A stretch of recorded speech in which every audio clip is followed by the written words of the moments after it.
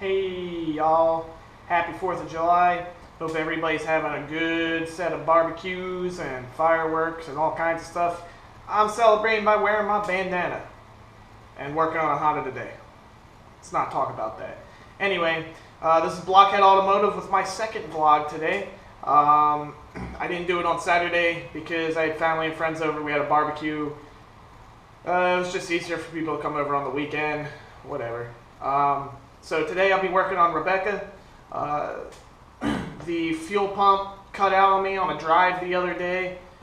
Found out it was just a fuse that goes to the ECU, specifically the fuel injector fuse. This ECU has two fuses. It's got a main one under the hood, and it's got one inside underneath the dashboard. The main one under the hood supplies main power, and the one on the dashboard actually just supplies power to the fuel injection system, which includes the fuel injectors, the fuel pump, and I think it sends something to the O2 sensor.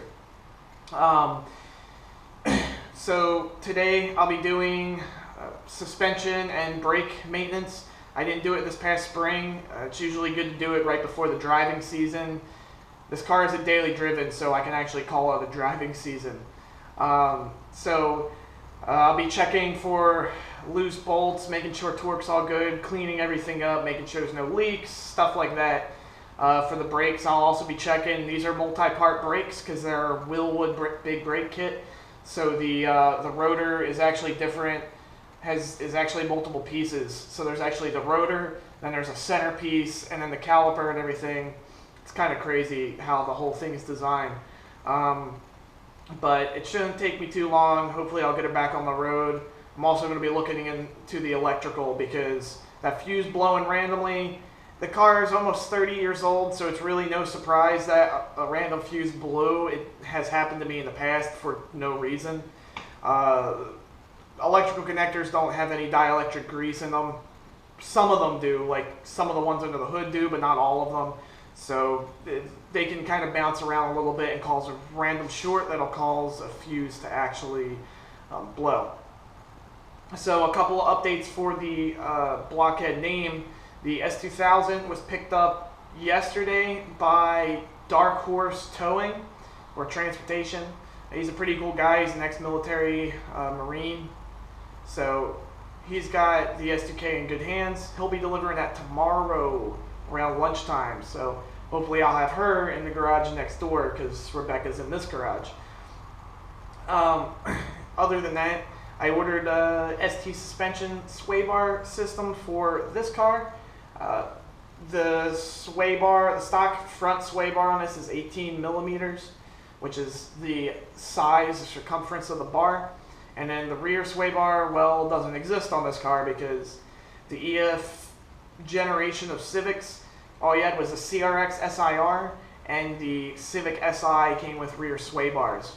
Those sway bars mounted inboard of the rear suspension on the lower control arms, came up and mounted onto a bushing, well, were held on by a bushing that was mounted to the frame.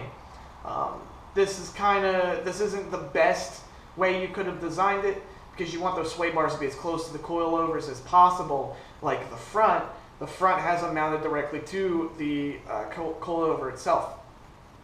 So ST Suspension designed a really cool sway bar kit for the EFs, whether it comes stock with a rear sway bar setup or not, where it mounts to the coilover bolt itself and then comes up to a bushing that mounts onto the toe plates on the back. It makes it a generally better setup and gives me a little bit better handling characteristics. Both of those sway bars are 22 millimeters. They're the same size to give the car a very good increase in traction control. For those that don't know what sway bars are essentially like a metal rod that comes, it kind of looks like a horseshoe or something like that, and it mounts from one coilover to the other, and it keeps everything together. Essentially what happens is the bigger the size, the more rigid it becomes.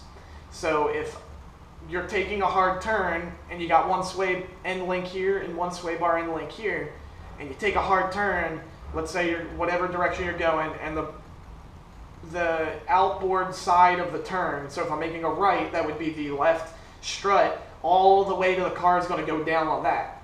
So that strut is going to compress. And what happens is the sway bar moves with it, but the opposite side isn't moving. So the sway bar is trying to flex. The car wants the sway bar to flex in two different directions. So if you increase the size of it, the sway bar will not flex as much.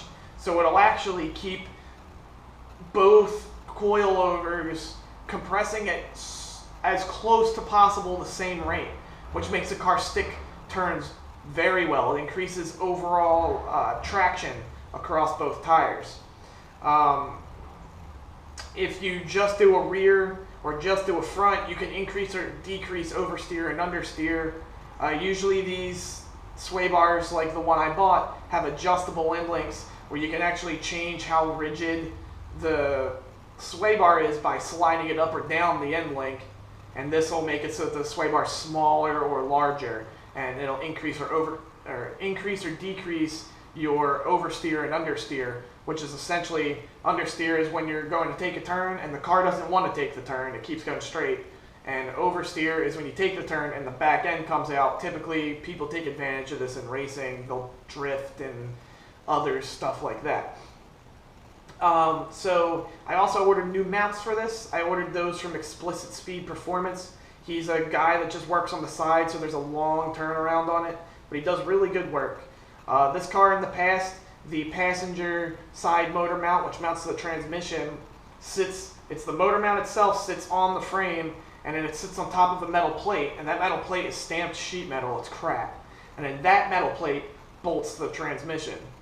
Essentially what happened was the motor mount ripped off of the steel plate because the steel plate just broke because it's crap. And it dropped the motor onto the drive shaft, broke the drive shaft. The car was stranded for a little bit of time. This replacement one gets rid of that steel plate and just makes it one solid unit. I'll also be replacing the rear mount too, because that's also a stock mount. This car currently has a driver mount is aftermarket. It's aftermarket because the D16 Z6 doesn't mount up really well with the stock driver transmission, or correction, the stock driver motor mount. I also have a torque mount on here.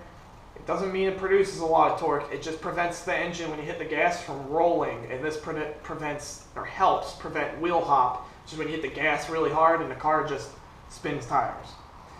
This car's got a traction bar on the bottom, which is for the half-style radiator, and it also stiffens up the front end. Both the torque mount and the swap mount are made by Innovative Mounts. They do pretty good swap mounts. So those are 70 Duro polyurethane bushings, every single one of them. What Duro polyurethane means, Duro, the higher the number is, the stiffer it becomes. I think I might have that backwards. And polyurethane is just a stronger compound than stock rubber is. This increases the vibrations that you'll feel inside the car, so it's not very pleasant. That's why they typically don't use them, and they're kind of more expensive, so that's that. But I don't really care because the car's not daily driven. It's not supposed to be comfortable to drive it. So increasing the rigidity of the bushings helps hold the engine together. It prevents that engine roll and stuff that I was talking about. I'll also be doing some electrical work on it, cleaning up some of the connectors. In the future, I do plan on completely rewiring all of the dashboard wires. The entire engine harness is aftermarket. It's completely remade by Rywire. They're a pretty good company if you're doing an engine swap. But the dashboard harness for everything else is stock, and it's crap. It's falling apart pretty much. What else?